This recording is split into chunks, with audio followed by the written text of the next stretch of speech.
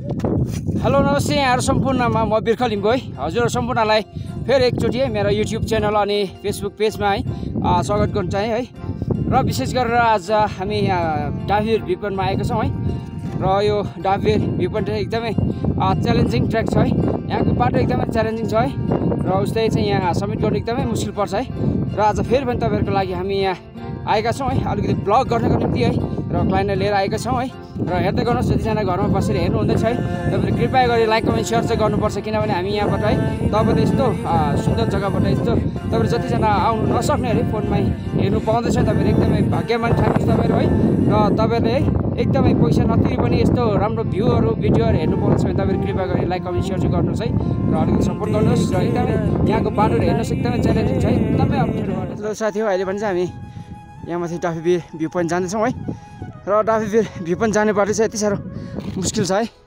एकदमै यहाँ रकी छ है एकदमै यो ढुङ्गा भएर जानुपर्छ अनि ऊ माथि जुन चाहिँ डाँडा भएर जुन चाहिँ त्यो आइस देख्नुहुँदैछ त्यो भएर चाहिँ हामी जानुपर्ने छ है एकदमै यहाँ चाहिँ यो डाभिर भ्यू पोइन्ट चाहिँ च्यालेन्जिङ छ है एकदमै मुस्किल है हामी लगभग यहाँ 1 घन्टा भइसक्यो होला हामी क्याम्पबाट हिँडेको हामी लामपोखरीमा हाम्रो क्याम्प थियो है लामपोखरीबाट चाहिँ हामी आउँदैछौँ र साथी हेर्दै गर्नुहोस् हामी माथि पुगेर माथिको भ्यू पनि हामी देखाउनेछौँ तपाईहरुलाई सो अहिले भने एकदमै सनराइज भइसकेको छ है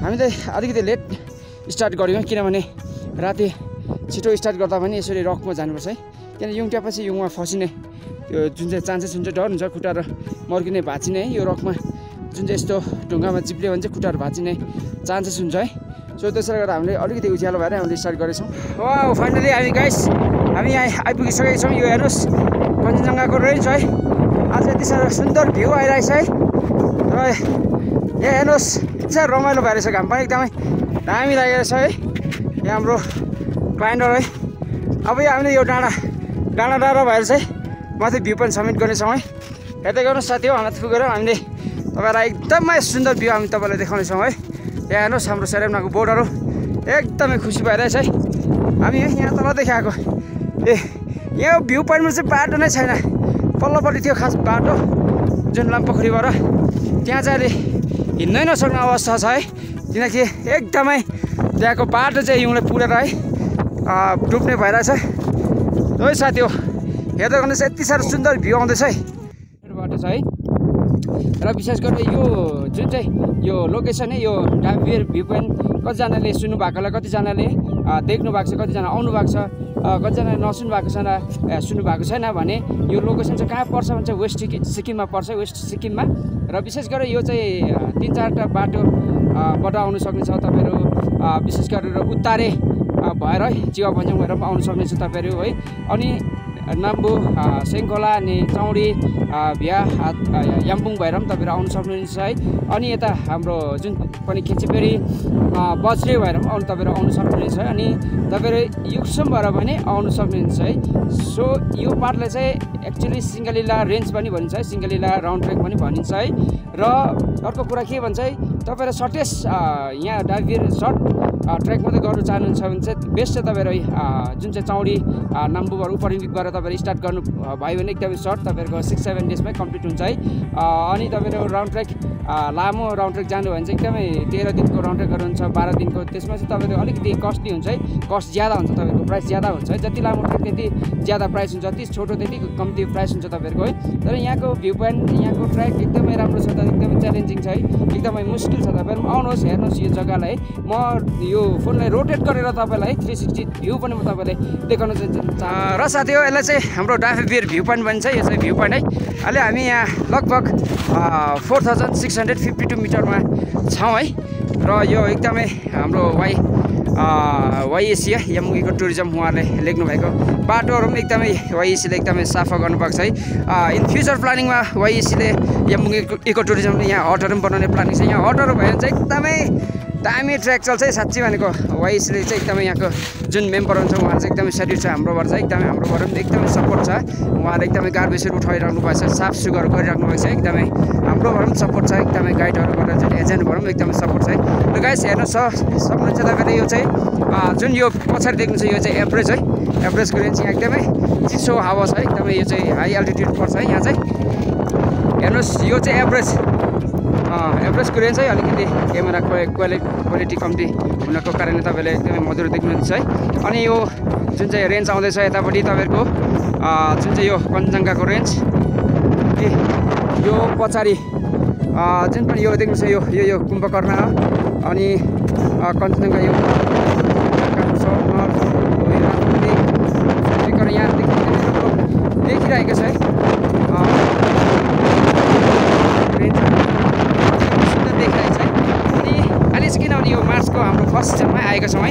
मार्चको फर्स्ट सिजनमा चाहिँ यो अस्ति डिसेम्बर जनवरी यो परेर एकदमै यो चाहिँ बिल्लेको छैन है। अब म हातले टी सर्ट छिराउँदैछ यहाँ यति साह्रो चिसो आउँछ किनभने यहाँको पोखरीमा एकदमै जम्मिरहेको छ। यहाँबाट चाहिँ तपाईँले नि एकदमै राम्रो भ्यू पोखरी देख्न सक्नुहुन्छ है। यहाँ मुनि लामपोखरी है अहिले फ्रोजन भएर चाहिँ एकदमै बिल्लेको छ। यो जुन पनि यो लामपोखरी यसलाई लामपोखरी भनिन्छ।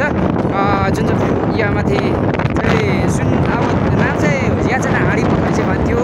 अनि धेरै लेखहरू छ यहाँबाट चाहिँ एकदमै यहाँ पछाडिपट्टि समिति लेखहरू छ।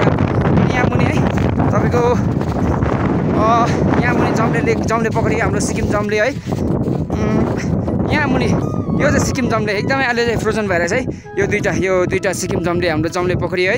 यहाँ मुनि यो ओह्रालो गोमथाङ है। गोमथाङ भएर हाम्रो जङ्गली गोचेलाबाट है यो पारी जङ्गली गोचेला है। अनि योक्सुन छिर्छ यहाँबाट चाहिँ। र यहाँ पारी जुन चाहिँ बाटो देख्दैछ तपाईँले यो चाहिँ नेपालको है। यो पारिपट्टि बाटोबाट आइरहेको छ। यो चाहिँ जुन चाहिँ तिङ्गु पोखरी यहाँबाट आउँछ है। तिङ्गु पोखरी यहाँ परेछ। तपाईँले यति उतारेबाट आउनुभयो भने चाहिँ त्यहाँ बिहान हाम्रो पारमेगुबाट चाहिँ छिट्टो स्टार्ट गर्ने तपाईँ तिङ्गु पोखरी घुमेर पनि यहाँ लामपोखरीमा तपाईँहरूको क्याम्प हुन्छ है। र हाम्रो क्याम्प चाहिँ तल छ। हाम्रो टेन्ट चाहिँ एकदमै यहाँ चाहिँ युङको कारणले गर्दा बाटो चाहिँ एकदम मुस्किल भइरहेछ है। र साथी हो यहाँको भ्यू एकदमै सुन्दर छ है। र तपाईँहरू कतिजना आउने इच्छुक हुनुहुन्छ है कहाँबाट कसरी आउनुपर्ने है। तपाईँले यदि याद छैन तपाईँले यदि इन्फर्मेसन चाहियो हामीसँग है इन्फर्मेसनलाई लिनु सक्नुहुनेछ है। र जुन पनि मेरो युट्युब लिङ्कलाई राखिदिएको छु है। तपाईँले युट्युब लिङ्कलाई पनि क्लिक गरेर तपाईँले युट्युब च्यानलमा सब्सक्राइब गर्नुहोस्। हामीमा अलिकति सहयोग गर्नुहोस् हेल्प गर्नुहोस् है। र कतिजना आउनु नसक्नेहरू है चाहेर पनि आउनु सक्नुहुन्न तपाईँहरू प्लानिङ गरेर पनि है तपाईँले यही भिडियो मार्फत हेर्न सक्नुहुनेछ है। एकदमै राम्रो छ यो पार्ट। यो तल झऱ्यो भने चाहिँ हाम्रो खेचेपेरी बज्रीहरू झर्छ है। एकदमै राम्रो छ सुन्दर जग्गाहरू यस्तो राम्रो सुन्दर ठाउँहरू छ।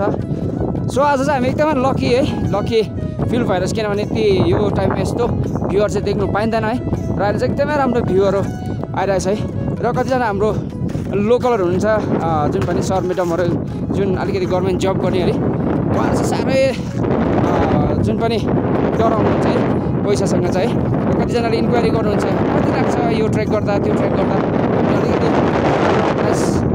भनिदिँदा चाहिँ एकदमै तर्सिँदा अम्बो यति साह्रो बेसी तपाईँहरू के हो यहाँ त्यो 15-16 हज़ार पनि खर्च गर्नुहुन्न क्या हो। यति राम्रो सुन्दर जग्गाहरू तपाईँले रेस्टुरेन्ट गएन 15-20 हज़ार खर्च गर्नुहुन्छ त्यसै रक्सीमा। तर तपाईँहरू यहाँ आएर 15-20 हज़ार खर्च गर्नु भने चाहिँ तपाईँहरू एकदमै यस्तो राम्रो सुन्दर भ्यूहरू पनि देख्नु पाउँछ।